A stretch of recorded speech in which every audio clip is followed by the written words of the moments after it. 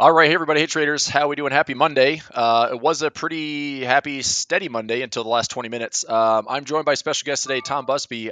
Tom, we were just assessing the markets. All I'm reading right now in real time is we have more Trump talking, more Trump tariff talking. 10% retaliatory tariffs in China, 25% going into effect in Mexico and Canada, and market's not liking it, even though they know this is going to happen. It was talked about last week.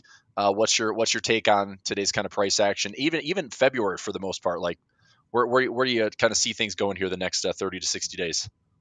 Oh, we'll be a lot higher, and I think that what you're looking at is just it's really, it's you got to give it time to digest the Yep. uncertainty. Once the numbers are released, the actual numbers released, market will adjust. Interest rates are going lower.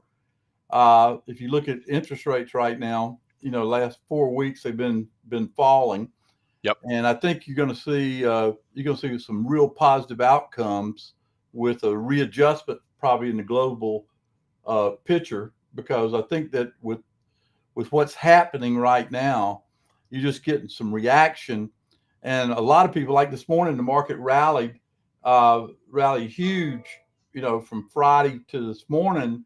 Mhm. But you got to remember, people on the floor were without positions, and they always take it down to take the weak hands out, and that's exactly what's happening. I think you look at the long bond, you look at some of this stuff. Walmart, is hanging in there pretty good. Berkshire's hanging in there pretty good.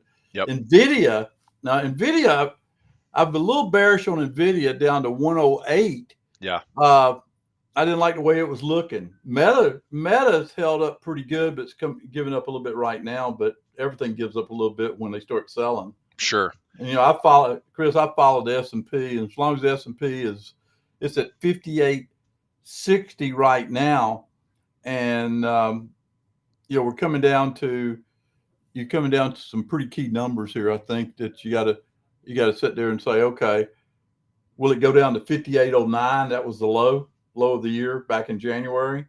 Right. Who knows? Yeah, But and Friday's low was a head fake. We had the 58.42 Thursday close. We right, retested that Friday and then ripped higher. So I have a zero DT in today, Tom.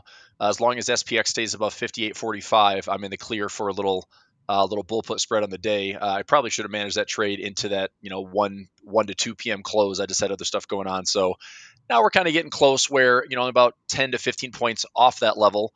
And I'm probably trading for a little risk on that right now. Let me take a quick peek at it. So SPX on the day, 0 DT. Yep, I'm taking some heat, but we've got about 55 minutes. I'm going to see if this 58.50 level can hold for the day, just because we had an aggressive 20 minutes. But I think you're right. I mean, the market is digesting all this, but what I think is interesting is, how's the market digesting it now so much different than what it was literally in January when we had DeepSeek and then we had Tariff Talk 1 and Tariff Talk 2, and here we are a month later. It's the same conversation. It's still Tariff Talk. Is it just we've now been it's in talking effect? tariffs since President Trump ran for election. This is Yeah. not new. Oh, I know. I know. And the practicality is, you got to think about it. Okay, we're 37, 38 trillion in debt, and I think there's going to be it's an inward change, which I think is good, because we just don't have the money we had before to be writing all these checks. And I really love the fact they're finding a lot of waste, fraud, and abuse in our government. I don't know how you feel. Well, you're not old enough, Chris, to feel about Social Security like I feel. I've been paying it my whole life, Hmm. and I do. I think it's a Ponzi scheme the way they've done it, because I don't know if you remember, about 20 years, 25 years ago, they were thinking about letting Social Security be managed at least 50% by, you could manage half of it yourself, right? Okay. And of course, Washington and the bureaucrats in Washington didn't want to do that. And here we are now, every 5 or 6 years, we seem to be running out of money, right? Right. And it's just crazy. Well, I think the one thing that caught the market a little bit off guard is, first of all, I mean, did you see the sentiment reading last week? that we had some of the worst sentiment readings we've seen since like an actual bear market, like 2022 had a pretty nasty. This is the AAII sentiment readings. We had institutional and retail investing sentiment was as bad as we've seen since 2022 during COVID's crash, during the 2018 Volmageddon, during the 2000. I'm trying to think here. Some of the lows there back in 2011 when we had like the sovereign debt crisis, and that was with the S&P down, 4 to 5% from all-time highs, and we have it flipped into like one of the worst sentiment readings we've seen. So I'm a bit surprised the market has sold off as aggressively as it did today. A I'm little bit of not. a pullback. This is You're not? this is a Okay. groundhog market. Let me talk. Let me Yeah. explain. Okay. Okay. A groundhog market is they replay the same old scenario over and over again, Mm-hmm. and a couple of days later when things settle down, they'll be back up, and it's just that kind of market. You've Right. got too many positive things going on, I believe. And you talk about sentiment. The last time sentiment was like that, Mm-hmm. the market fell like 60%. Okay. So relatively speaking, down 4 or 5% is not very much considering you Right. got the sentiment reading also bearish. You see Right. where I'm coming from? Oh, no, I mean the sentiment it's ridiculously extreme is what I was Yeah, thinking. it's It's like extreme. they can't be that bearish in sentiment when the market's down 4 to 5%. Like No, that's not a real scare at all, in my opinion. no, I think it's a buying opportunity because it Yeah. tells me if it should, because if it was in conjunction, you saw the market falling with the same force it did back when we had it before. Okay, Mm-hmm. then you'd be saying to yourself, "Wow, this thing's really bad," and you'd hear about all the bad things. Now the housing market, let's think about that. The housing market, which is really the backbone of a lot of the consumers, uh, is really locked up right now because of these interest rates. Right. If interest rates are coming down, just stop and think: are they going to be better 3 months, 5 months from now? I think so, because it'll unlock, and then you'll start seeing that. The other thing that's going on that people are not talking about is that when you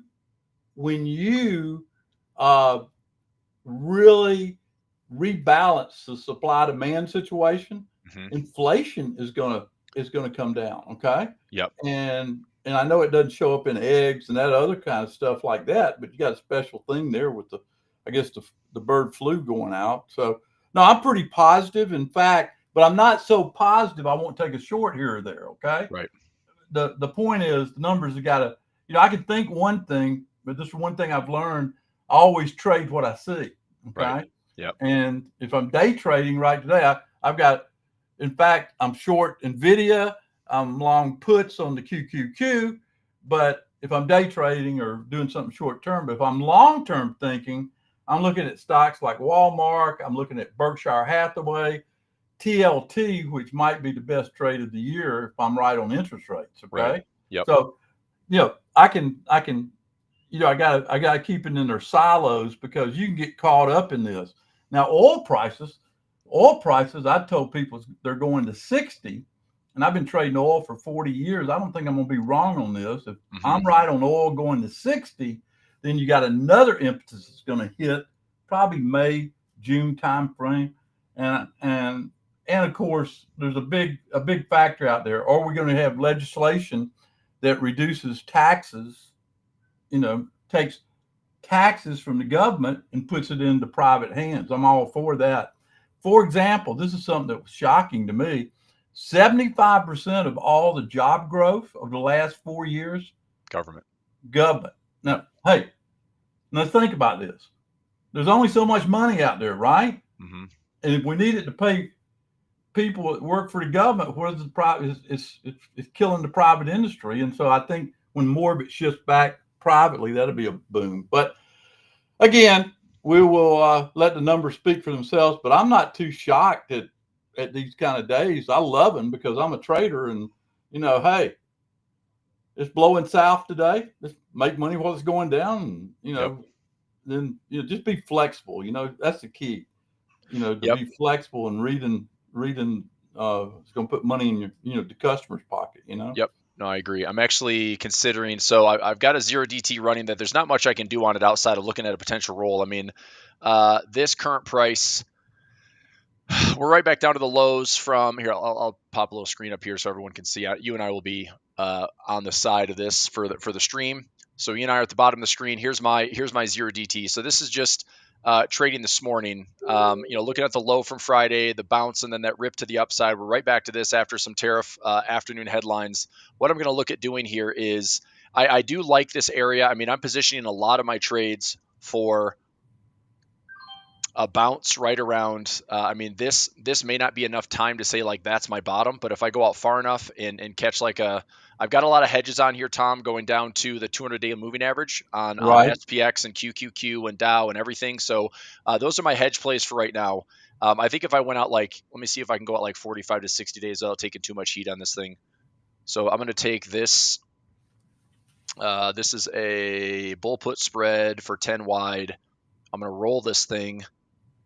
And wow, that was fast. Right now, I'm pretty much. Let me give you a number, Chris, that might help you, I think. Yep. Keep your eye on NVIDIA. Mm-hmm. NVIDIA broke 116, which was a big number. Yep. And you trade the QQQ, SPX, same thing I'm doing. As long as if that NVIDIA goes to like 108 and can't get any lower, then that's when you can, I think that would be a good time to come in with your strategy there, because I think that you'll make a lot of money, because if it holds and starts retracing back up, okay? Yep. Everybody on the street had 116. Like, I listen to some of these guys on TV talking. 1 second, please. Okay. Hey, John, what?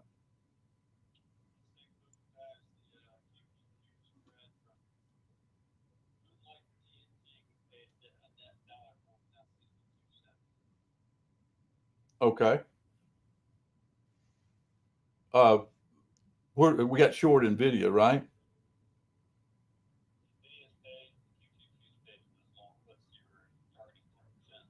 Well, that's not bad. Okay. All right. Let's talk in like 10 minutes before the close. All right. Thanks. Before I got on here, Chris, I'd got short, and he was telling me, that was Jonathan telling me that we just got paid on all of them. So very nice. Yeah. So you like the 108. I mean, I'm comparing. So this is a big look at NVIDIA is dragging down this aggregate of mags. This is your mag 7 ETF. We got a 200 moving average right in here, a little bit lower. NVIDIA is certainly. I mean, it's not looking great, but I'm not super bearish on NVIDIA past like $100. I mean, if we stay above $100, above $95, I mean, you're looking at 108. I mean, I think dollar cost averaging at 108 down to like 95. I think you can get a pretty nice recovery there, even if we're not making all-time highs, or at least coming back to them. I think that's a good opportunity to be positioned on NVIDIA, at least in the next, again, I'm looking out like 30 to 60 days on a lot of these kind of timing plays. Yeah, if you go, here's what I'm doing.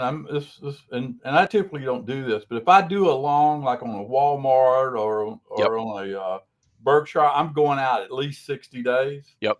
Because you got to expect.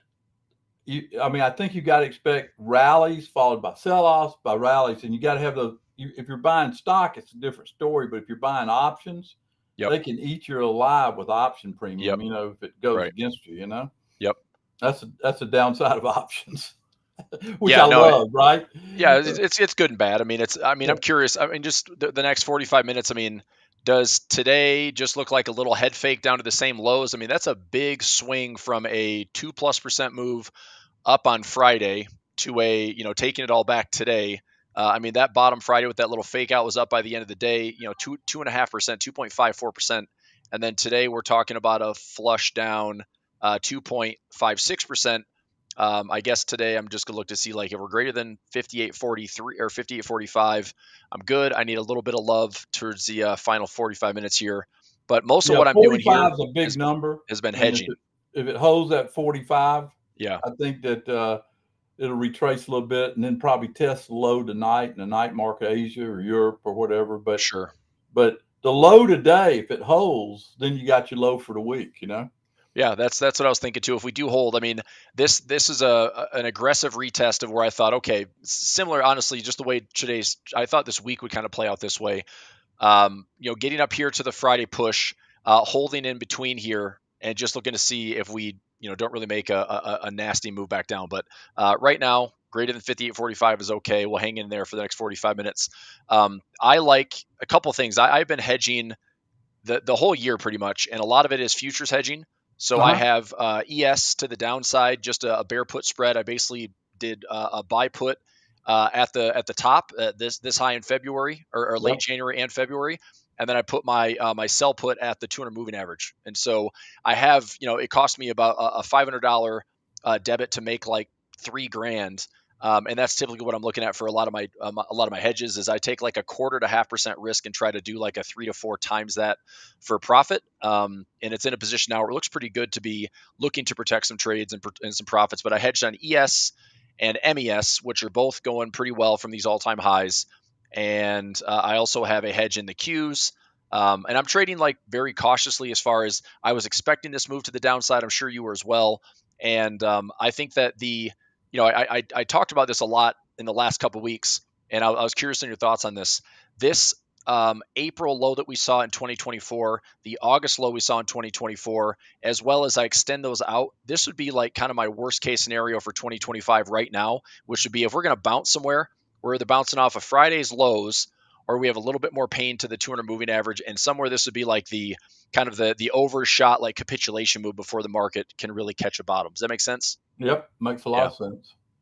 So that's the area that I'm positioning for a lot of my, I do a lot of like 1-1-1 trades or 1-1-1-1s. It's kind of like a bear trap it's a trade like this. I do a bear trap trade with a debit spread and then a wider credit spread. So the trades go together for a credit. And I give myself a lot of wiggle room and margin for error. And those trades tend to work out pretty well. They're not fun until like they expire, but I have about a 93 to 95% chance on a lot of these trades because the deltas are so low. My put side credit spread usually is not like it's maybe a 10 delta, maybe lower, just depends on the Right. instrument. But we've had such good IV these last 6 to 7 trading days that selling premium's been pretty decent. So when you're trading right now, some of those you rattled off, are you like trading mostly options? Are you long puts? Are you long calls? Are you doing anything as far as ownership goes? Yeah, I do. I do a little bit of share buy, Okay. but generally speaking, I like a Delta 50 approach if I'm going to go long. Okay. And if I right now, I just feel like with this groundhog market, it's better just to sort of stay away from the shares and stay with options Right. Yep. because when they start selling, as well as I do, when the S&P's dropping, Mm-hmm. 75% of all stocks are dropping. I don't care how good a stock picker you are, Correct. Yep. That's and true. so I try to avoid those. But I'll say this: I noticed the VIX is over 20. Let me look at it again. I just saw it, glanced at when you asked me that question. I got the VIX futures right now. Yeah, it's at 2045. Okay. Okay. So we got to see where they close, right? Okay. Yeah. Yeah. That'd be the first time it closes that. And this another little thing. We've closed 4 times this year, 4 times only, below 59.50 where we opened the year, and we're at 58.50. It looks like this might be the 5th day that we're going to do it. Okay. Yep. Now, every time we've done that in the past, you get a sharp rally back. Okay. Yep. So I think, be light on the gas on the market and wait for the opportunity. Let it tell you, because again, I'm watching NVIDIA, and that's one of the trades I got short before we got on here. NVIDIA's at 113. I think there's more room in NVIDIA down to 108. So we'll see. I agree. I agree. I think that especially today's candle. I mean, we've been coming up on this same thing, like connect the April, August lows. I thought the August lows might be a little safe in the 90s.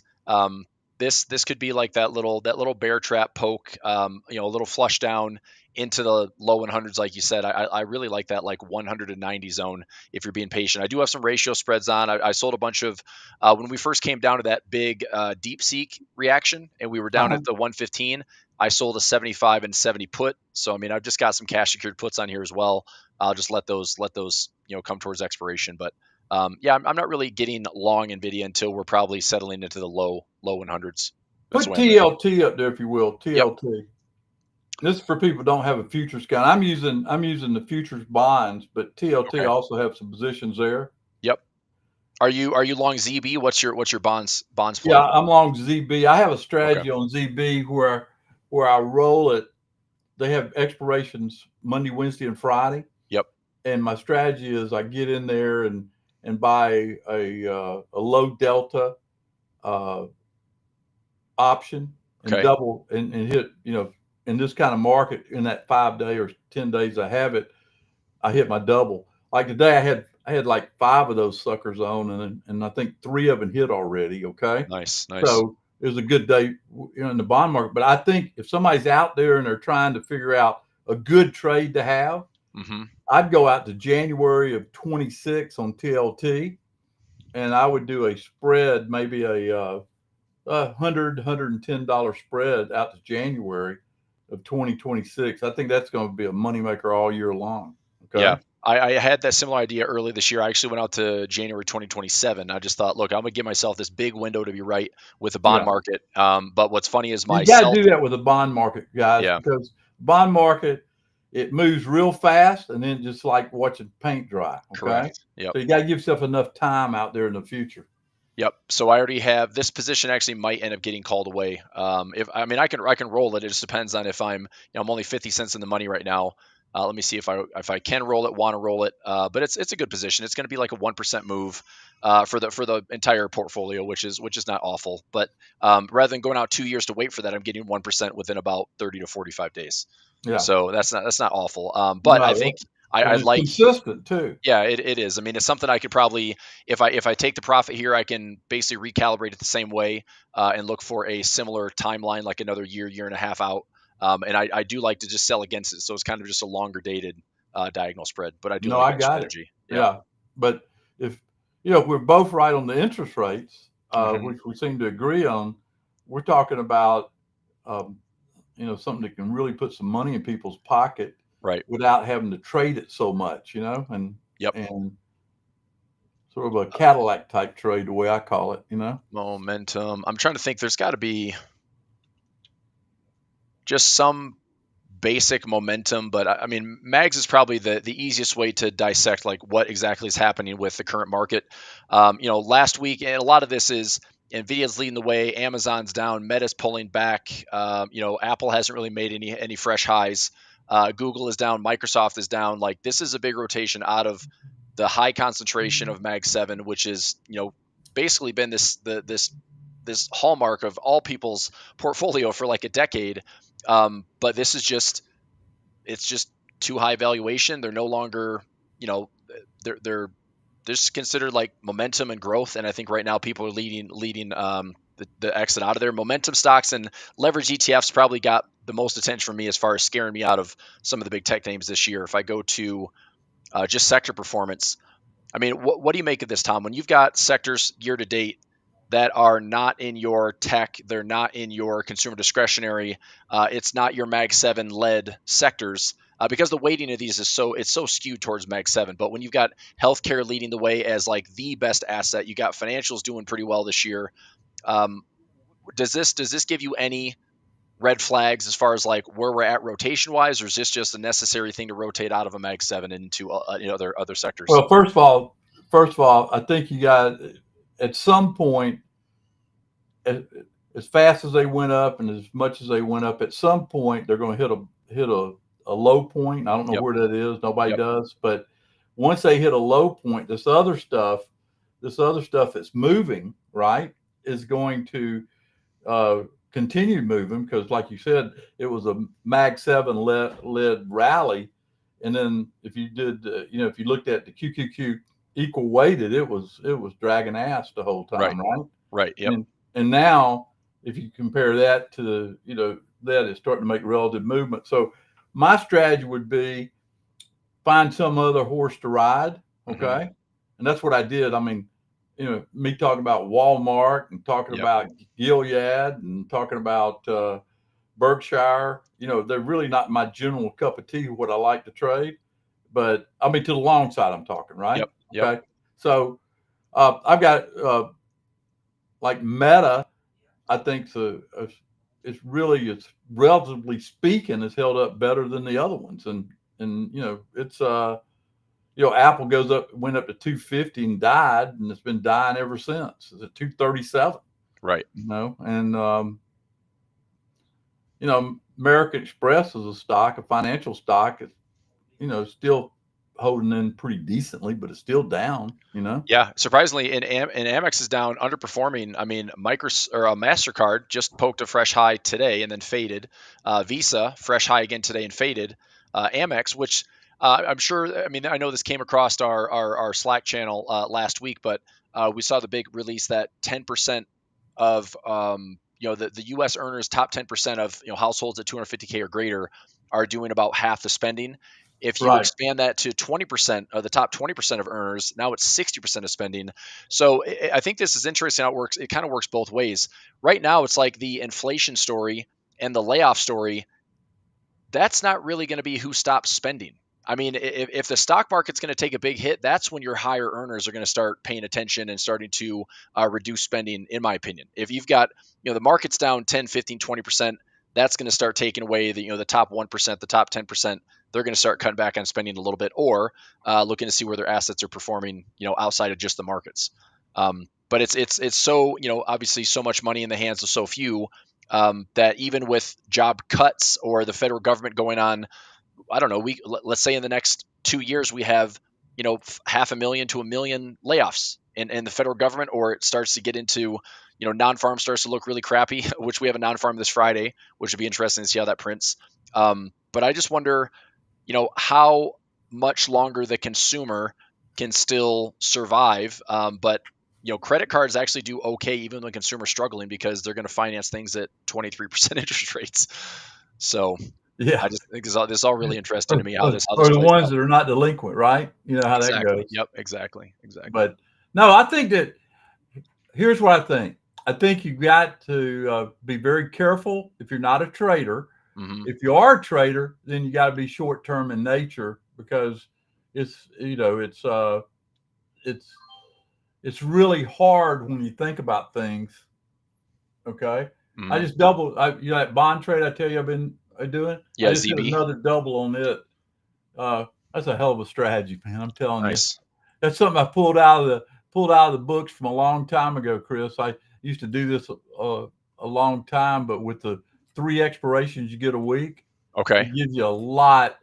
It gives you a lot of firepower to spread it out and diversify it a little bit. Sure. And That's awesome. yeah, What's your holding window for something like that? Like you're buying X, you're going out of the money, right? yeah, So you're out of the long money. out of the money, but what's your like duration? If you put the trade on, you're going out how many days, and Uh, then within a few days. 72 hours. Okay, man, that's short term. That's great. Yeah, yeah. I turn it over. Like for example, like let's say I put a trade on. Okay. Hmm. It hits my double. I take it and then roll out to another cycle, right? Gotcha. Because I got Okay. a set amount of money I'm rolling, right? Okay. Everything's level. Okay. I'm doing level bets. And so when I roll it, I just got twice as much as I started with, but I stay with the level number. Okay. Yep. And I just keep rolling it and rolling it. And then Okay.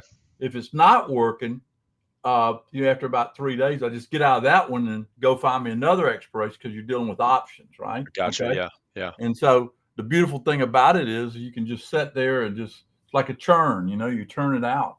Hmm. In fact, let me just look at this. Okay. I've got way I'm trading. I got $1,000 in each unit. Okay. Okay. And let me check my account real quick today. Doing my bonds. Let's see what I'm looking at. Let me get down here. Yeah, 3,800. Okay. Okay. But today's a big day in bonds. They've up up almost a point, right? I Yeah. mean, up a half a point where they closed Friday, and they went down this morning and opened, below its opening, 118.06, went down to about 17.20. I started putting it on once the retracement started. You got to believe in the long-term view to do what I did, right? Right. And so I put it on. I got all 5 of them placed, and I got 1 left now. That's awesome. Yeah. That's a great one. Yeah, and bonds have been I mean, they've come back in a big way, right? Everyone's the last couple of years is talking about the 60-40 portfolio being dead, Right. even though yields are completely different than where they were, near zero, where bonds were pretty much making people feel like they had no alternative other than being in equities. But now with yields high enough, there is some risk premium that's worth taking it. Plus, the correlation was so high that it was going to break. Like we had a 0.73 correlation between bonds and equities going into this year, and that was one of the highest I think I've ever seen in 40 years. So it's not a surprise that bonds are at least acting like they should and being a bit more of a cushion blow to the market dropping or a bit of a safe haven play. Yeah, I mean, I think bonds have been pretty attractive. Well, Yeah. it's interesting, Chris, because when bonds, the prices were 150 to 170, Mm-hmm. anybody, if you'd have run into me, I said, this is the trade of the decade, get short bonds, okay? Yeah. Yeah. And so bonds came down. It took a long time. They finally came down. Like you said, they bottomed out. It got over, got down there to, you know, got down to, the 107, 108 Yep. area, and all of a sudden it's over. And now Yep. they reversed it. And I think we're going back the other way now. Yeah. Yeah. I mean, this looks, technically speaking, if I had any resistance around the 126 handle, I'm just looking at ZB right here, but the 126 handle, pretty solid resistance if we have a range, but we could also edge those out a little bit if we just look at a symmetry trade or even like some type of channel trade. There's Mm-hmm. room up to like the 126 to 128 level. One thing that wouldn't surprise me either. This has been a Hey, big let me level. stop you there real quick. Yeah, go ahead. Folks, if bonds right now, okay? Hmm. Bonds right now, you're looking at, that's a long bond? I'm looking at ZB. ZB, right? Yep. Yep. Yeah. Bonds, go look at bonds right now. He's talking about a monster trade, and I am too.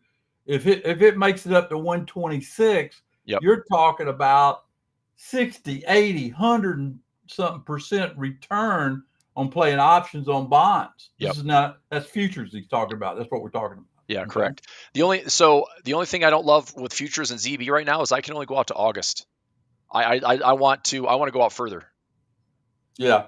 It's So let me see what else I can go out. Z, that's all corn. Let me see where my bonds are at. Is there a let me see what ZB? I can do on bonds. Yeah. So I can go. They're all 30 years for the ZBs. Let me see what else I've got. I can go 5-year, 5-year, 10-year, 10-year. I don't even know if that's out far enough. I can go ZN /ZN is 10-year notes. I Yeah, mean, the furthest I can go is 172 days, which is September. okay. Yeah, I'm seeing August on mine for ZB. Yeah, I got September there. So Okay.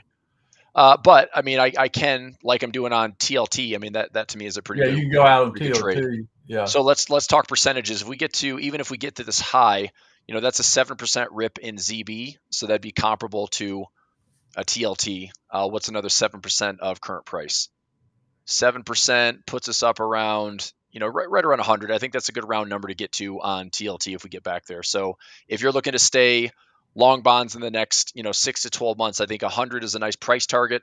Positioning for that. I was pretty deep in the money when I did mine, Tom. I bought the 65, and that was, well below that. That put in some pretty nice intrinsic value with the option play. But I'm also getting it called away. Well, I rolled it out to April, but I think I'm probably going to roll it again into May and just try to collect some extra income on that trade. I think I got plenty of time if I can roll this and try to extend this trade up into the the high 90s or 100s. I'd like to be long Well, bonds. I think you're right about the the 97 to 100 range. That's a Yeah. good target range from here. Yep. Let me take a quick peek at these. So TLT, yeah, the 92. If I look to roll this, so if I go out to May, I mean, I'm going every like 30 to 40 days. That's the only downside as far as the expirations go, is I don't get a lot of precision in between. They're all jumped out like 20 days or so. So from April 30th, I go to May 16th, which is fine, but I want to be able to roll it up and out if I can. That makes it Let me see. worth it I've to me. got a bond. I've got a bond now, a longer term one in here. Let me see Mm-hmm. where it's out to. Okay. Let's see. Let me find it down here. I like to put it in little silos where I can keep up with it. Okay. Let's see. No, that's a put. Hold on.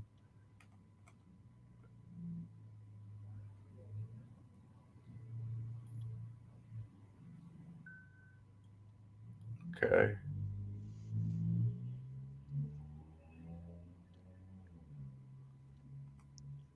Hold on. I'll get there in a second. Okay.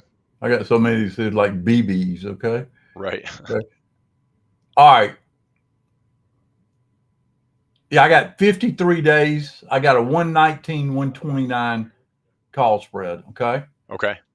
And that's out 53 days from here. That is the April 25th. Yeah. What'd you say? 119 to what? 129. Nice. Okay. Yeah. Current price is about $2. Yep, I see that right there. That's beautiful. Yeah. Yeah, that's. I I mean, got that in that reward to one. risk is awesome. So I on got in that. that one about 143. Okay. But I put it on. I don't have a lot of them, but I put it on just to sort of monitor it. Yep. And hey, guys, the reason it's not that the reason I sell those higher up options is because with options, as opposed to owning an underlying, you're gonna have some deterioration on the sideways days or the down days, and that sort of keeps you in the game. Right. Yeah, I mean and so this is the type of setup, Tom, that you'd be also looking to. You take your double and get out, right? Because there's so much. I mean, you could potentially have like a 3-to-1 reward to risk, but if you take your double, just get out. That makes it Yep. also a little bit more cost effective. Yep. Yeah, very nice. Yeah, I always tell people if you go to the bank, say I got $1,000, will you give me 2,000 in the next 4 or 5 days? They say they never say yes. Wonder why banks don't do that. But here in the market, you can make your own bank. Yeah. Yeah, that's a great trade. Yeah, ZB looks good. TLT's looking good. That's right now heat map wise, maybe one of the only things looking good. But like you said, when the S&P is down, you're going to see red everywhere, and that's pretty much what we have today. 75% of all those babies, you can't do anything to stop it when it starts selling. Because here's what happens: the natural tendency for people, they'll be losing money in one stock. They'll say, "Hey, I better go sell my winning stock." Yep. Okay, because I need the money to offset my losing stock. And so the winning stocks come down too. And you go, well, why did the winning stock come down? Well, because people are shifting or taking that cash or up there to offset maybe a mistake they made over on the losing stock. Yep. That was a hard thing when I was a young trader to figure out, because you'd have a stock and it was going and blowing, and all of a sudden you hit a day like today. And that's what got me on where I followed the S&P, around the clock religiously. Yep. And to me, it's a lot easier keeping up with it than it is all these different stocks. Agree. Yeah, agree. Yeah, this is I'm looking at just the heat map here. The kind of defensives. Philip Morris, Altria, Coca-Cola, Pepsi, Monster Beverage, Keurig Dr. Pepper. Some of the grocery stores we have this week, like Costco and BJ's Whole House or Wholesale, have earnings this week. But you've got some green sprinkled in it. But when you've got your monster stocks down, Amazon, Tesla, Mag 7 is going to drag this down. And this is what everyone should have known coming into this year. If we're going to see Mag 7 selling off, the market cap is so concentrated that it's going to drag it down. So this is why, Tom, I heard you mention this earlier, but I'm also, I've diversified quite a bit into RSP, where this is one of the indexes I'm just trying to, dollar cost average into. I think this one's going to be, it's going to be okay. I don't know what the market's going to do this year. If it's going to be somehow getting back to the all-time highs again, maybe we do, maybe we don't. But I would imagine that RSP is going to feel a lot less painful than would it feel if you're just market cap weighted and you're watching the SPY and the QQQ drop, 10, 15, 20%. So let me update everybody. I forget what I was up for. I go 3,000 or something. Now I'm up 4,794 today on those bonds, but that's a huge move in bonds. Yep, bonds are 119.03, 119.04, and I started at 17.25. Okay. Yep. So that's a huge move for bonds to move that far. Yeah, that's awesome. And the yield's coming down. Yep. I'm about to close on a house in the next probably 45 days. And so this has been music to my ears, just watching this thing drop.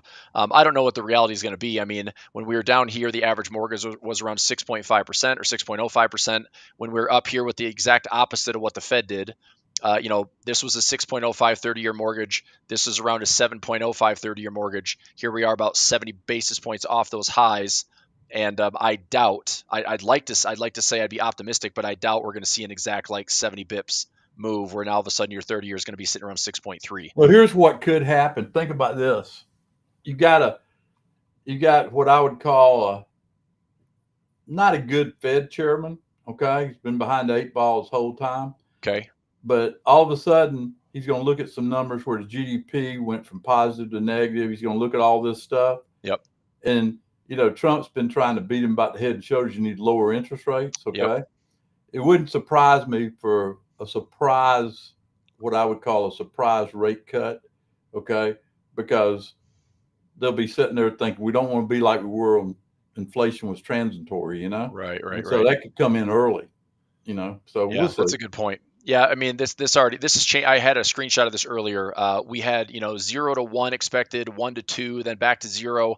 Now we have 3. So it looks like June to September to December would be that potential 3 timestamps of what the Fed's going to do this year and maybe cut.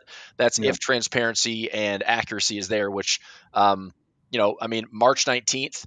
I don't know if the market would do an emergency cut. I think that would be it'd be an interesting reaction if we get one. But yeah, I think that Trump is going to be very vocal about it. When he came in the first week in office and said, I know a lot about monetary policy. I know more about monetary policy than what the Fed does. I was Well, it like, actually okay, does, so I agree. I mean, yeah, this guy, if you'd watch this guy, I always thought Greenspan was the worst, but this uh-huh. guy's a close second, you know? Mm. I mean, golly. I just think you're giving 12 people too much power anyway. Nobody can Yeah. predict this stuff, and Nah. I think the problem is that they But are think about trying this. to be so transparent. They're caught behind all the time. They're Right. always reactionary. But think about this. Think about if President Trump appoints somebody to the board, he's not going to fire Powell, okay? Right. He's not going to fire him. But if you're sitting on a board that's just totally political and a new guy shows up that's been appointed by the current president, people are going to look to that guy if they want to keep their position because he'll go back and say, that guy voted with me, okay, where the other guy voted against me. Right. And, he'll be the de facto leader of the Federal Reserve at that time, okay? Right. Yep. And that's just the way those political boards work, Yeah. Powell be sitting over, twitching his thumbs. Yep.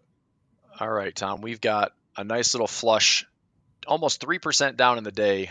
Nothing like a 58.23. I guess little flipperoo. Yeah, we're down to the 58.10 58.14. area looks like it's in target, doesn't it? Broke to 45. Yep. I've got levels right now calling out 5,800 and just a big round number and a zero line. So we're right there, only 15 points away, which feels a lot like Thursday. Thursday when we started low and went low, we pushed down all day, and then Friday we had the bounce. But today again, fresh week, back down to lows. That little rip on Friday didn't mean anything. And I mean, it's also pretty simple. Like this resistance level, and I just connected some recent highs. It just stayed right there, and even Friday's rally was all a big fake out. So the market's not ready to call the bottom yet, that's for sure.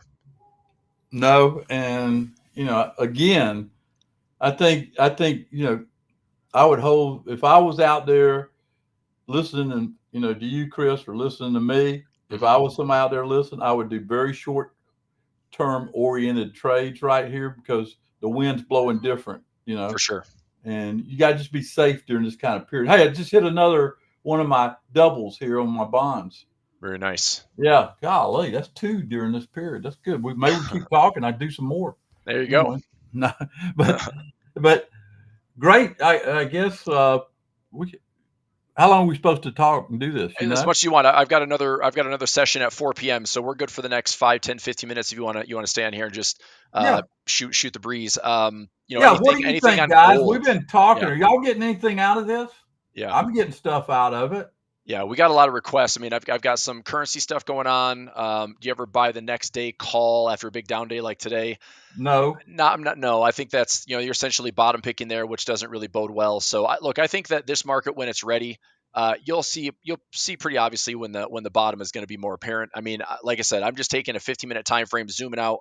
I've got several touches here with the all-time highs. I wouldn't really want to touch this bottom until we are sitting here, probably making a decent test. Now, and like this week could be interesting if we stay below Friday's low, which it's going to be interesting these last 15 minutes. If we get back above like 40, 45, that's basically a big fake out. That could be another kind of run to those lows. But if we are below Friday's lows, then I don't think this bottom is anywhere in. There's still some more pain and uncertainty the market's going to price in. but that would be, this is why I try to keep this really clean on my charts. Connect April's low of 2024 to August low of 2024 and this 200 moving average on the daily time frame. This is my window where I'm looking to get more aggressive on deploying the timed buy trades. Right now, it is like Tom said, short term. I'm playing some hedges off the highs. I'm trying to short term trade here and there for one or 4 day expirations. But as far as my bigger deployment goes, that's where I want to get bullish, somewhere in that window. And I give myself probably a 60-day window, maybe a 90-day window, and see what that looks like. I think that to me technically is pretty good. If we're getting worse than that, then we've got bigger problems. If we're going below, let's say 5,500, if we're going to close below 5,500, then we got bigger problems in 2025. Like this market's pricing in some pretty ugly things. If we're gonna get below 55 and stay below 55, then Tom, I do have this 5-period yearly average, which is all the way down here about 20+% away. If you look at an indicator like that, we don't go oftentimes 2 or 3 years without testing it, and we're now stretching on that 2+ year mark. So what number is that? it's a 5-period yearly moving average, and it's around 46.65 right now. Wow, you're talking about. It's not good. Like it would be, it'd feel terrible if we're getting there. But the other level would be by the time this, let's say by the time this chop fest is over and done with, this past resistance, if we had the high in 2022, I could see that offering. If we're really going to roll over, like that to me is like load the buses up and get your 20-30% correction. You want to generate some multi-year wealth, and you got to buy those big dips. Yeah. So, Wow. That was Roger. He just walked by and goes, "What a dump." what a dump. Yeah. Yeah. What a dump. Yeah. I thought it was funny. Yep. So I don't think that's the play. I'm not bearish to that level. I just think that don't ignore that over the next 12 to 24 months. I think that's a very realistic level. That I think my concern technically right now, Tom, is that we keep doing this chop fest, and eventually this rolls into a big rounded top. And if that rounded top fails, then there's room to go down. But I think this market's going to be full of all sorts of resiliency, and we'll see reasons to get excited. Trump could strong arm the Fed. We could start to see more rate cuts. We could do all sorts of supply side economics in QE. I mean, it could be earlier QE. It's like the only tool that the Fed actually uses. So, I mean, all sorts of stuff can happen, right? We still have $1 trillion in buybacks now. Like the buyback window is open for Q1. So, I mean, there's reasons for resiliency. I'm just not calling the bottom yet. That's all. So we'll see. Yeah, I tell you, it's so interesting when you look at this and just try to detach yourself mentally and say, okay, how's the best way I can make money in this environment? You got to have a strategy, right? Yep, Chris? exactly. Yep. There's a lot of strategies out there, and that's what Chris can give you, or I could give you, just strategies. Really depend on your perspective. Okay, right. But I would stay right now very short term oriented because that's as far as I can see in this kind of market. Correct. Yep, that's very true. All right. I enjoyed talking to you, Chris. Yeah, that was fun. It was nice to get connected again, Tom. And we'll do it again. I'm gonna start diving into that little bond strategy you gave me. That was a nice little gem today. I'm gonna start looking more into that because I mean, what'd you hit three doubles to me today?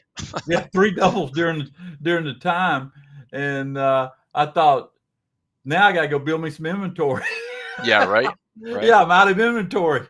So that's awesome. That's a good place to be, congrats on those trades. That's a nice way, especially considering today. It's like that's a great win on the day. So keep up the good work as usual, sir. Thanks for joining me.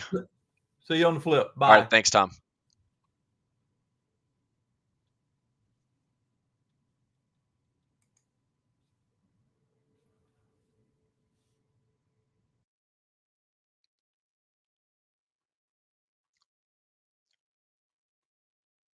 All right, everybody. Tom just left. I'm going to stick around for just a few more minutes. I am looking at some of my positions for 0 DTE. We're trading up to 58.28. I'm still looking for maybe a little Hail Mary, which is probably not the smartest thing. Rather than taking on the full heat today, I'm just going to let this thing work itself out a little bit. I've got a 58.45 and 35. Let me see if I roll this really quickly.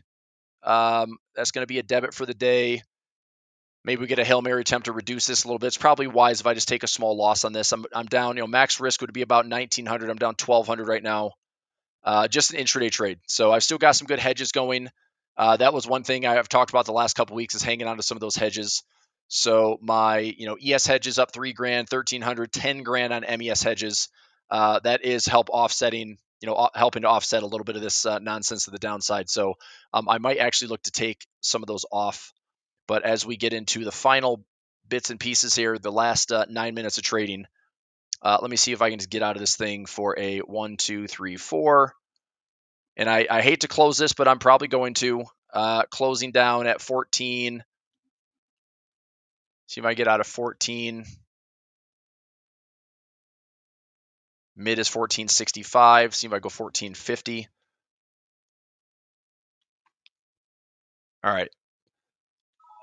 Just got closed out at 1450. I'm taking a loss on that trade. If anybody's in my daily profit play, got in for $1. I'm taking a loss at 1450. So that's a sucky loss on the day. Now I could sit here for the next 8 minutes and hope and pray that it gets back above 58.40 and 58.45, but I'm just going to eat it. I'll take the heat. Take $1,300, survive and trade another day, and it's all good. And the rest is just kind of waiting patiently. So. Yeah, I mean the rest is all about hedges. So that being said, I do have a webinar at the top of the hour, so I'm gonna bounce here in just a moment. But these hedges are looking pretty good. So particular trade right here up about $420. Let me see if I can close this one down for a little winner. And my MES trade is up $300. That helps mitigate some of that nonsense. So $1.45 credit, $1.50. I pulled in $7 on this trade. See if I can get this guy. This is a expiration out to this Friday. Actually, this trade most likely going to be good. Yeah, this is going to be fine for the full $7. I'm just going to keep this trade running. $7.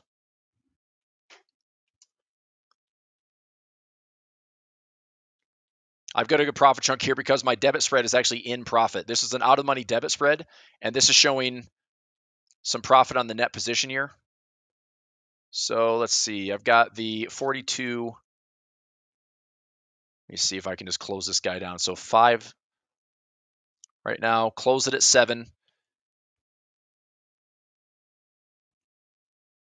If this thing gets back above 58.45, I'm going to be kind of mad at myself. But, the desperation of coming down to 58.11 and jumping up 30 to 35 points at the end of the day in the last 8-9 minutes is probably not great. Nice, Larry. Good stuff, man. You got out of there. But if anybody was in that trade with me, those debit spread or those credit spreads earlier, I was just in the middle of pricing out a bunch of different trades and strategies. What was it trading for right here? I feel like right there before this thing started to dump in the afternoon, right around 235. I feel like that dollar credit spread was probably trading for 60 cents, 50 cents. That shoulda, coulda, woulda, which doesn't help me, but that would have been probably the best time to close out intraday. That is a wild move. I mean, you get basically 10 candles in a row, and part of me wouldn't be surprised if this does get back above 58.40 because this market is silly right now. But like I said, most important thing is survive and move on. I can trade through it. That's not a big deal. My hedges here looking pretty good. So let's figure this one out. I'm going to let that hedge work out. This one's going to be full profit by Friday. Shouldn't be really too much to worry about in this one. If we do go lower, this one does also have a $25 profit trap and $25 on futures. So if I close out for $25, that's a $1,200 profit trap right there. If we do, get some love on that one. So I'm just going to let this one just sit and hang out, and the other hedges will continue to do their thing. So nice work on that, Larry. Do you use any other EMAs? Yeah, I use a bunch of them. Mostly the EMA combination. This is going to hit that stupid chart alarm. 58.40. I would just be taking a little bit less heat on it right now. So SPX here. Right now, this trading for, oh my gosh, dude, 14.50. Now it's trading for $6, 5.50. Nothing like saving $800 to $900 in 5 minutes. Now it's down to $5. Holy shnikes. And we're trading at 58.43, so now it's still upside down. I mean, I collected $1, so I'm still taking heat, but obviously taking a $300 to $400 loss is a lot better than a $1,200 loss. But it is what it is. SPY broken wing. What are the legs on that yet, Papa John? What are the legs on that broken wing? That's looking good. Got out at 59.50 for yeah. Okay, good, man. Yep.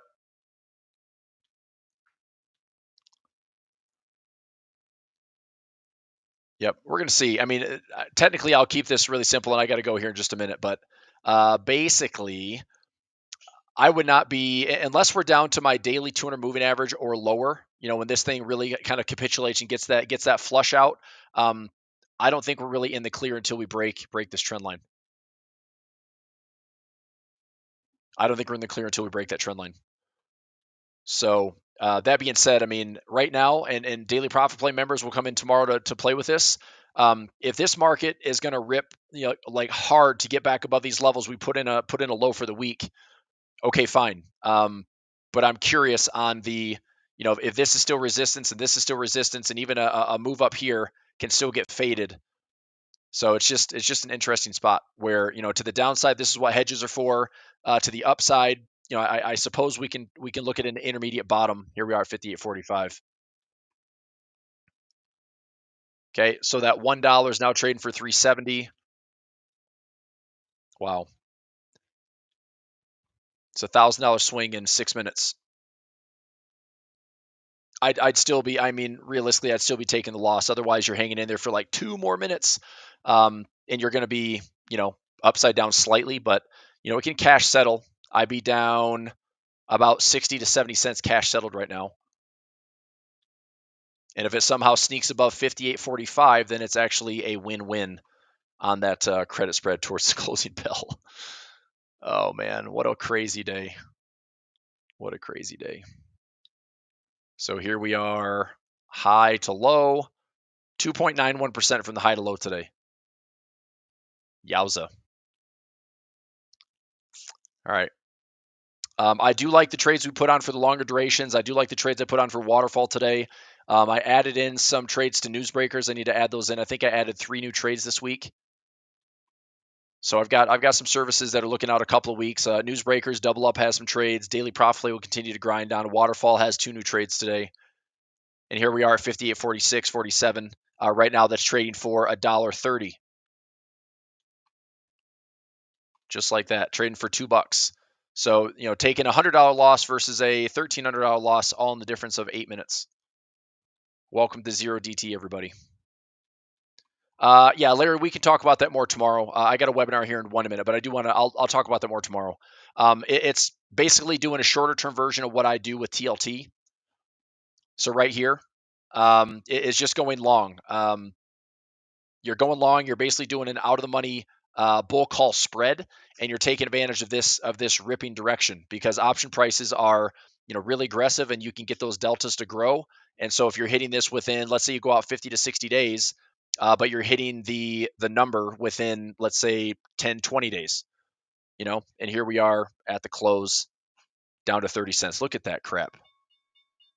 And just like that, it cash settles at 58.51. Unbelievable. And well, that was a mistake on my part for closing early, but it is what it is.